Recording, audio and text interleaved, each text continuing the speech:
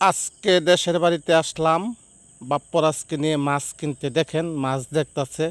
আমার দেশ হলো ময়মনসিংহ ত্রিশাল ধলাবাজার। ধলাবাজারের মাছ দেখতাছি। আসলে বিভিন্ন ধরনের মাছ এখানে, অনেক সুন্দর সুন্দর মাছ, পুঁটি মাছ, মোলা মাছ, সেলা মাছ এবং সিলপার, বিভিন্ন আইটেমের মাছ, জেতা পাঙ্কাশ মাছ। আপনি এই বাজারে যদি মাছ কিনেন অবশ্যই ব্রহ্মপুত্র নদীর মাছ কিনবেন, অনেক সুস্বাদু মাছ। তাই আমরা খুঁজতেছি ব্রহ্মপুত্র নদীর মাছ আছে নাকি। এই যে আমার ছেলে দেখে আলাইছে ব্রহ্মপুত্র নদীর কিছু মাছ, দেখে সে অনেক খুশি হয়েছে। পাশের দোকান থেকে ডাকতেছে যে মুকলেশ ভাই আসেন মাছ নিয়ে যান, আমার এখানে ভালো ভালো মাছ আছে, মাছটি দেখেন। আমি ক্যামেরাটা ঘুরাইয়া দিলাম, তার দিকে মাছটি দেখলাম না, এটা তো দেশি মাছ, এই মাছ আমার চলবে না, আমার এই গুড়া মাছও চলবে না, আমার দরকার ব্রহ্মপুত্র নদীর মাছ। বাবারে বললাম যে চলো ওইদিকে যাই, গেটের ব্রহ্মপুত্র নদীর কিছু মাছ দেখি। সে বলতেছে না বই যেতে একটা কার্ফু দেখো, কত সুন্দর লাগতেছে কার্ফুটা। আমি কইতে ঠিক আছে, তুমি 2 মন চার নিতে পারো। বাপ্পরা যে বললো আব্বু চলো সামনে যাই দেখি আরো ভালো মাছ আছে নাকি, থাকলে কিনবো। সামনে গিয়ে দেখে বাইম মাছ, গিয়ে দাঁড়াইলো বাইম মাছের বুকলো, দেখে সে একটা হাসি দিল, মিষ্টি হাসি। বাইম মাছ দেখে সে অনেক খুশি হলো, বললো চলো আব্বা সামনে যাই দেখি আরো কোনো মাছ আছে নাকি। না এটা দেশি মাছ, এটি নিব না। বাপ্পরাজ বলতেছে আব্বা চলো দেখি পাশে মাছ আছে, অমুগার পাশে যাই। ওই পাশে গিয়ে দেখতেছে বাপ্পরাজে মাছ আছে নাকি। একজনের মাছ জিজ্ঞাসা করলো যে আঙ্কেল এডি কি মাছ, সে তো ভালো করে চিনি না। বলতেছে বোয়াল মাছ এবং বাইম মাছ, ছোট্ট বাইম মাছ, তারা বাইম, যারা বলে তারা বাইম। কইতেছে আব্বা বলল, আবার লাইক করতেছে হ্যাঁ 100 মাছ আব্বা দি। খুব খুশি হয়েছে সে দেখে মাছ। এখানে সিলপার মাছ কাটতেছে, দেখেন মাছ কাটাটা দেখলাম, খুব ভালো লাগছে। জিজ্ঞাসা করলাম কত কেজি, বললো আমাকে 250 টাকা কেজি এই সিলপারটা।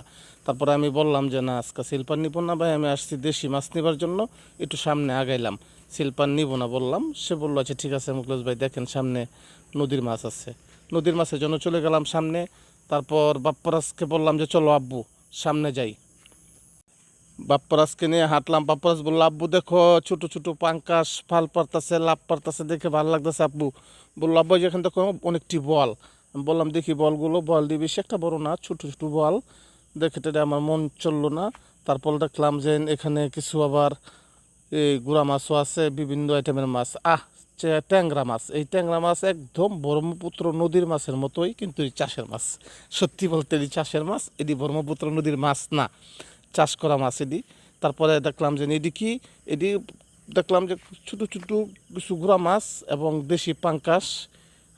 ছেলে বললো না আব্বা এটি আমার ভালো লাগে না, চলো এদিকে দেখি। পরে দেখলাম যে দুটা বিলের মাছ আছে এখানে, বিলের এই দুটো ট্যাংরাটি বিলের। আগে যেটি দেখাইছি এটি ছিল আপনার চাষের, আর এটি হলো বিলের, অরিজিনাল বিলের মাছ। তারপর এই যে দেখেন এই গুড়া মাছটি অনেক সুস্বাদু, চাপিলা মাছ, বিভিন্ন কোয়ালিটির মাছ, এটি বাইল্লা মাছ, অনেক সুস্বাদু মাছ। আর চলে গেলাম হুটকির দোকানে। হুটকির দোকানদারে আমার দেখে অনেক খুশি হয়েছে, বলতেছে মুকলেশ ভাই আমার দোকানটা ধরেন। আমি সবটি দোকানে একসাথে নিয়ে নিলাম, কোন দোকানে কি শুটকি আছে এবং কেমন কেমন শুটকি।